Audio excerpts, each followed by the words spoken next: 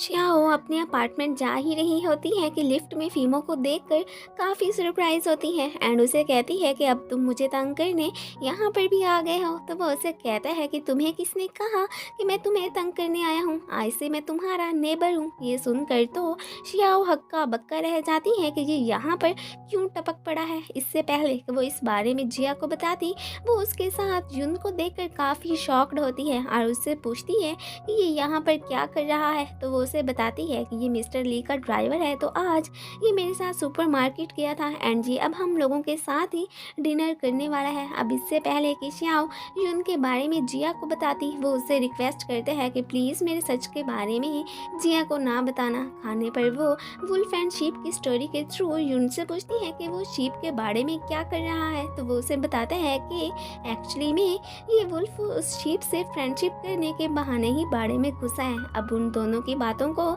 जिया तो बिल्कुल ही नहीं समझ पाती। खैर श्याओ भी अभी उसके झूठ पर फिर पर्दा रखने ही मुनासिब समझती है। इनके बोलने की आवाज़ें सुनकर फीमो श्याओ के पास ये पता करने जाता है कि आखिर इतनी रात को इनके साथ कौन है। अब इससे पहले कि वो जुन को देख पाता, श्याओ फटाफट दरवाज़ा बंद कर देती है। अब उसे तो लगता है कि अंदर श्याओ किसी आदमी के साथ डिनर कर रही थी, तो वो फिर जेलिसी के मारे जुन को मैसेज करके अपने पास आने को कहता है। अब इसे क्या पता था कि वहाँ पर जुन ही बैठा हुआ था। खैर जुन भी काम का बहाना करके वहाँ से उठकर फीमो के पास पहुँच जाता है और फीमो से कहता है कि अभी तुम यहाँ पर लोगों को इकट्ठा करके एक पार्टी अरेंज करो। ये सुनकर जुन काफ़ी हैरान होता है कि इसका दिमाग तो नहीं चल गया जो आधी रात को पार्टी करवाने का सोच रहा है। बट उसे अब फीमो की बात माननी ही पड़ती है। श्याओ जिया से पूछती है कि मेरा डाटा तुमने ही फीमो की कंपनी में भेजा था। तो वो कहती है हाँ, और साथ में उसकी जॉब के लगने का भी पूछती है। तो श्याओ उससे कहती है कि मुझे फीमो ने एक बड़े कॉन्ट्रैक्ट पर साइन करने की ऑफ़र की थी, बट मैंने ठुकरा दी। भला मैं वहाँ काम क्यों करूँ जहाँ का बॉस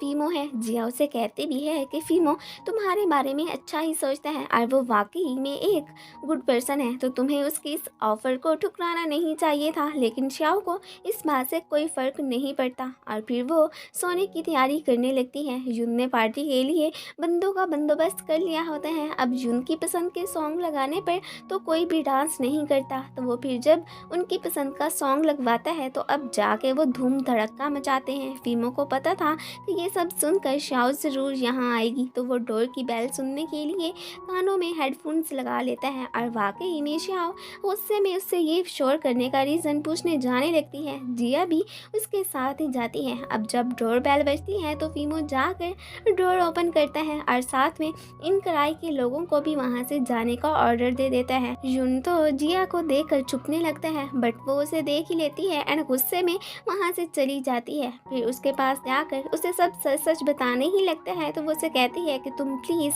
ये नाइट्स क्लब में जाने वाली जॉब छोड़ दो। अब उसे तो यही लग रहा था कि ये वहाँ पर जॉब करता है तो इसलिए पार्टी में आया था। अब युन तो शुक्र अदा करता है कि इसे मेरे सच का नहीं पता चला और वह खुद भी उसे फिलहाल कुछ नहीं बताता। श्याओ फीमो से ये धूम धड़क्का मचाने का रीज़न पूछती है। उसका मकसद श्याओ की अटेंशन पाना था जो वो पा चुका था, तो अब वो उसे वहाँ से जाने को कह देता है। तभी ऊपर से बिल्डिंग का मैनेजर आकर फीमो पे गुस्सा करने लगता है कि तुम्हारी शिकायतें हमें मौसूल हुई हैं कि तुमने यहाँ पर शोर मचाया हुआ था। तो श्याओ उसे बचाने के लिए उन्हें कहती है कि एक्चुअली में मैं फीमो की गर्लफ्रेंड हूँ, हमारी आपस में फाइट हुई थी तो इसलिए इतना शोर हुआ, बट नेक्स्ट टाइम हम इस बात का ख्याल रखेंगे। और फिर वो यूँ डिस्टर्बेंस क्रिएट करने पर उससे सॉरी बोलती है, तो वो फिर वहाँ से चला जाता है। फीमो फिर उसे कहता है कि तुमने उसे खुद को मेरी गर्लफ्रेंड शो किया, तो इस बात का मैं ये मतलब समझूं कि तुम मुझे लाइक करती हो। तो श्याओ से कहती है कि मैंने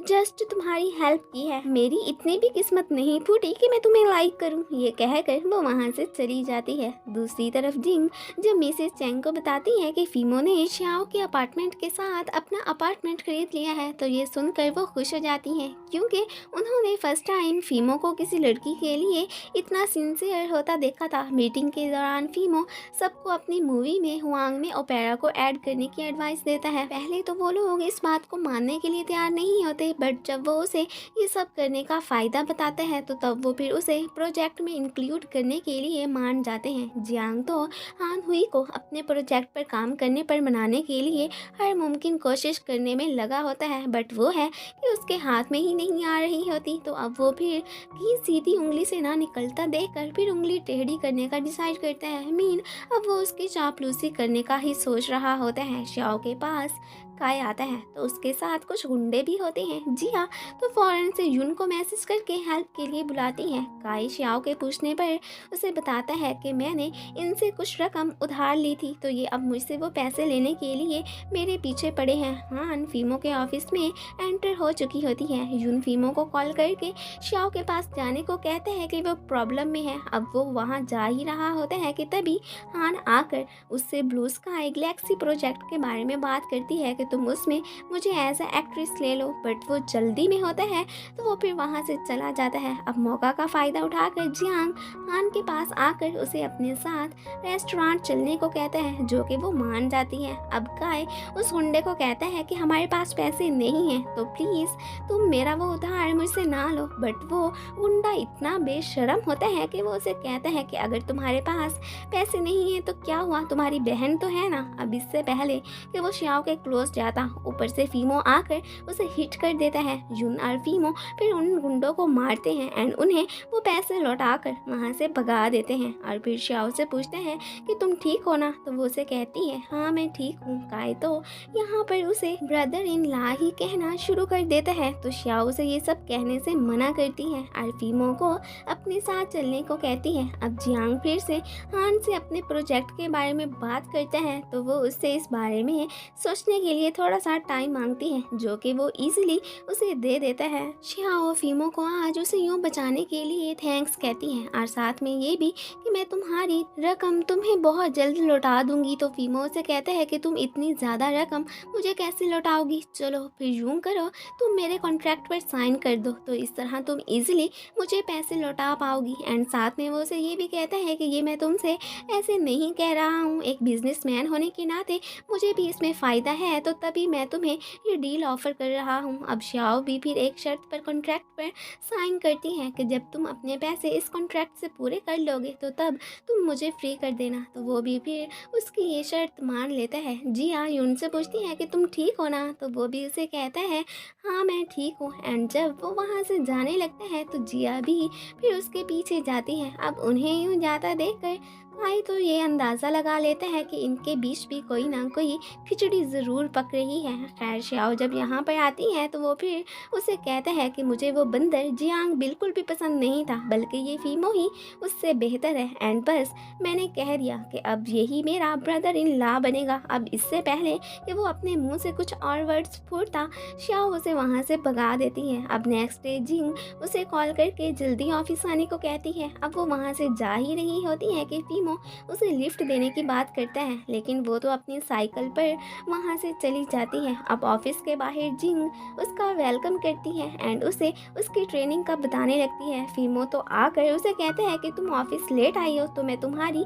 पे में से पैसे ज़रूर काटूंगा। श्याओ तो जल्दी में ऑफिस आ गई थी, तो इसी बात पर वो चिढ़ जाती है। फिर मिसेज जिंग उसे ऑफिस दिखाती हैं। अब फीमो तो उसे स्ट्रिक्ट रूल्स फॉलो करने को कह देता है, जिसमें से एक ये भी होता है कि वो रात को सोने से पहले अपनी फ़ोटो मिसेस जिंग को ज़रूर सेंड करेगी। जियांग भी बहुत कोशिश के बाद हान की अटेंशन पाने में कामयाब हो ही गया होता है और वो इस बात से बहुत खुश भी होता है। फीमो तो बार बार आकर श्याओ को ट्रेनिंग करता देखते हैं, तो जिंग को तो पता चल जाता है कि दाल में कुछ काला ज़रूर है। खैर रात को वो श्याओ को लिफ्ट देने की बात करता है, तो वो उसकी लिफ्ट नहीं लेती एंड अपनी साइकिल पर ही वहाँ से जाने लगती है। फीमो फिर उसे फॉलो करते हैं, तो वो इस बात पे चिढ़कर उस पर गुस्सा भी करती है, बट फीमो पे तो इस बात का कोई असर ही नहीं होता, वो स्टिल उसे फॉलो ही करता है। अब स्ट्रिक्ट रूल्स खुद ही बनाने की वजह से वो तो श्याओ के साथ टाइम भी स्पेंड नहीं कर पाता, तो इस बात पे वो काफ़ी सैड होता है। फिर वो जिंग को कॉल करके कहते हैं कि तुम एक और